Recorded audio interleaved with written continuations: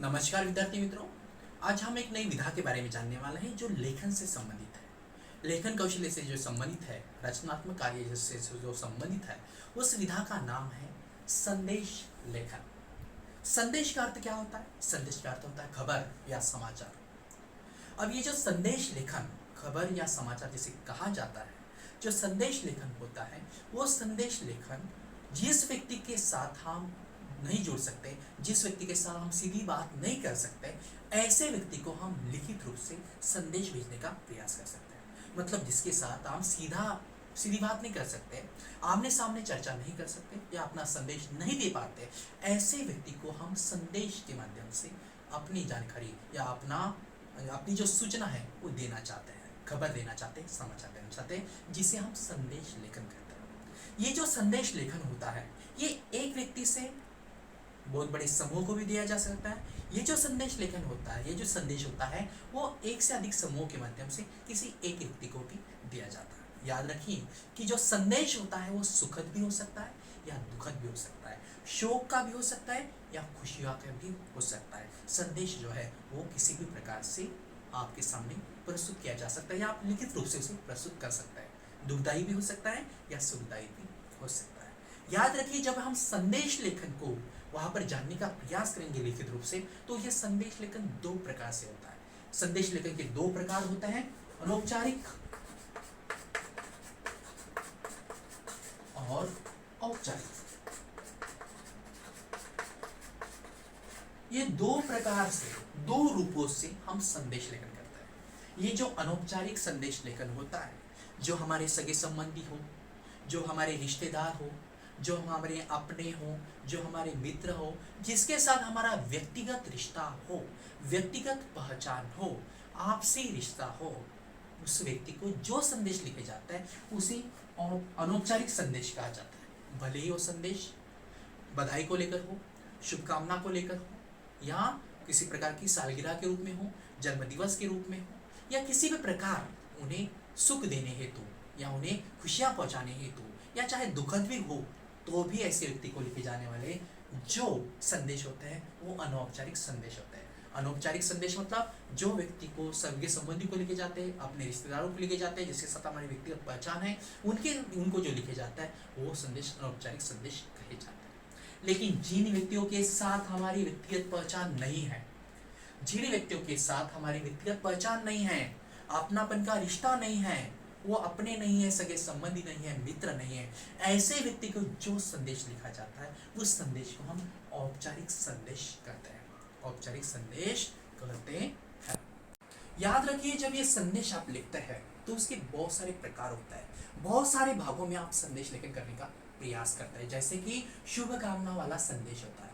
अगर किसी की सालगिरह है, किसी का जन्म दिवस है, तो ऐसे अवसरों पर हम उनको खुशियाँ बांटने हेतु या उनका पूरी तरह से अलग माध्यम से उनकी शुभकामना देने हेतु, उन्हें बधाई देने हेतु हम जो संदेश लिखते हैं उसे शुभकामना से संबंधित संदेश कहा जाता है। मतलब संदेश का जो पहला भाग होता है, जो प्रकार होता है, वो होता है शुभकामना वाले संदेश। शुभकामना वाले संदेश, शुभकामना वाले संदेश। उसके बाद अगर हम देखने का प्रयास करेंगे तो पर्व और त्योहारों के पर भी संदेश दिए जाते हैं। जब भी कोई त्यौहार होता है, चाहे राष्ट्रीय त्यौहार हो, धार्मिक त्यौहार हो, राष्ट्रीय त्यौहार जैसे हम देखते हैं गणतंत्र दिवस है, स्वतंत्रता दिवस है, धार्मिक त्यौहार चाहे दीपावली है, पूरी तरह से होली है, ईद है, तो इस त्योहारों पर जब हम कोई संदेश लिखते हैं तो उस संदेश को पर्व और त्योहार पर आधारित संदेश कहा जाता है। उसके बाद है शोक संदेश। शोक संदेश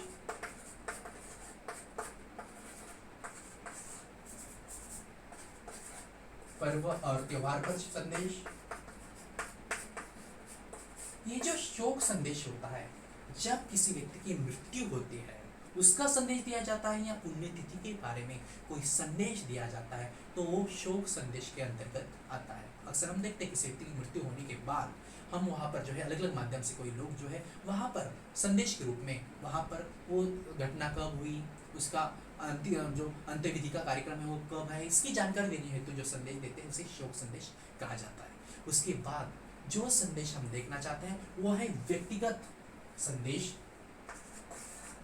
व्यक्त जाता है चाहे वो बधाई देने हो, चाहे उसने कुछ तरक्की की हो उसके रूप में उसे बधाई देनी हो, चाहे जन्मदिवस के रूप में भी बधाई देनी हो, तो भी वो सभी, चाहे बड़े बड़े व्यक्ति ने कामयाबी हासिल की हो, किसी बड़ी परीक्षा में उसने अच्छे कामयाबी हासिल की हो, तो उसके बारे में भी वहाँ पर जो है हम संदेश देने हेतु एक संदेश लेखन रूप में लिखते हैं, तो उस संदेश को हम व्यक्तिगत संदेश कह सकते हैं। उसके बाद सामाजिक उद्देश्य के संदेश होते हैं या मिश्रित संदेश होता है। सामाजिक संदेश होता है या मिश्रित संदेश होता है। सामाजिक संदेश मतलब क्या होता है कि जो सामाजिक उपक्रम है, जो सामाजिक समस्याओं को लेकर, सामाजिक कार्यक्रमों को लेकर, वहां पर उपक्रम को लेकर वो सार्वजनिक कार्यक्रम का निर्माण हो रहा है, और उस सार्वजनिक कार्यक्रमों का संदेश देने का जब हम प्रयास करते हैं तब उसे सामाजिक उद्देश्य से संबंधित संदेश कहा जाता है।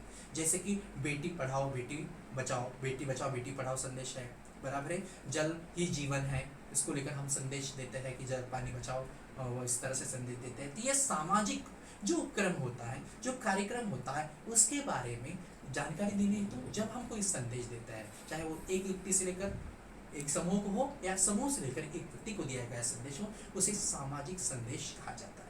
और अन्य जो अंतिम है वो है मिश्रित संदेश।